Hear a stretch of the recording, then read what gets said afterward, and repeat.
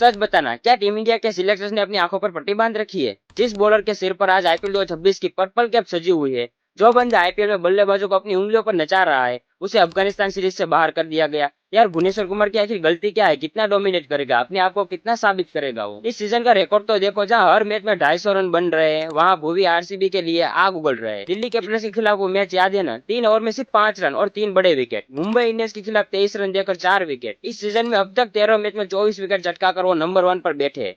और इकोनॉमी भाई 8 से भी कम है। इसे कहते हैं क्लास और कंसिस्टेंसी। तो फिर इंडिया की जर्सी में भूवी क्यों नहीं है? सिलेक्टर्स का क्या बहाना है? Future planning? 2022 टी20 वर्ल्ड कप के बाद से मैनेजमेंट अर्शदीप और मोहम्मद सिराज जैसे युवा को मौका देना चाहते हैं।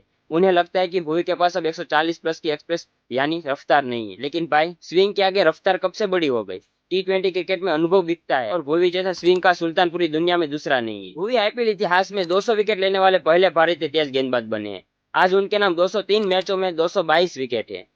आईपीएल इतिहास में सबसे ज्यादा 1793 प्लस डॉट बॉल्स फेंकने का ऑल टाइम रिकॉर्ड भुवी के नाम है। भारत के लिए 121 वनडे में 141 विकेट और 27 टी20 इंटरनेशनल 90 विकेट है। वह भारत के पहले ऐसे गेंदबाज जिन्होंने टेस्ट, वनडे और टी20 में तीनों फॉर्मेट में 5 विकेट होल लिया है। अगर भारत को आने वाला वर्ल्ड कप जीतना है, तो इस स्विंग किंग की जरूरत टीम को पड़ेगी ही पड़ेगी। सिलेक्टर्स ने जो किया, क्या वो सही है? क्या भुवी के साथ नाइंसाफी हुई है? कमेंट में अपनी राय जरूर लिखो, और भुवी के सच्चे फैन हो तो वीडियो को शेयर जरूर करो।